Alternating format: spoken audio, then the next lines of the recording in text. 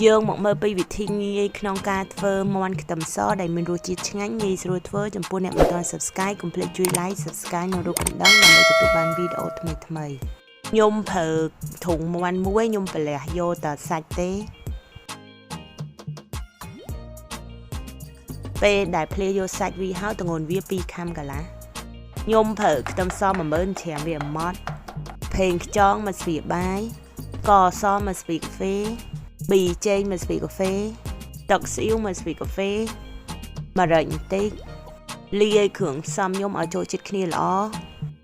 ដាក់សាច់មាន់ចូលហើយប្រឡាក់វាឲ្យចូលចិត្តគ្នាល្អបន្ទាប់ពីវាចូលចិត្តគ្នាល្អហើយខ្ញុំផ្អាប់ទុកវាចំនួន20នាទីឲ្យវាចូលចិត្តគ្នាល្អសិនដាក់ផេងអូលីវបន្តិចហើយដាក់ខ្ទឹមសអំពងវារហូតដល់វាក្រៀមបន្ទាប់ពីវាក្រៀមហើយខ្ញុំស្រង់វាឡើងដាក់សាច់មាន់ចៀនវាបន្តិចសិនចៀនវារៀងកន្លានបន្តិច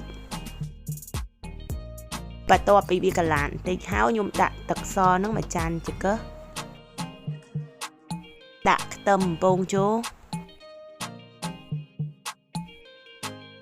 បង្គាស់រហូតដល់ហិងទឹកអស់វាមានក្លិននិងឈ្ងុយមែនតែនវាឈ្ងុយចេញពីខ្ទឹមបំពងរបស់យើងវាលង្ខាស់តឹងអញ្ចឹងហើយខ្ញុំបិទភ្លើងមកបានខ្ទឹមសរបស់ខ្ញុំបានឆ្អិនរួចរាល់ហើយធានាថាឆ្ងាញ់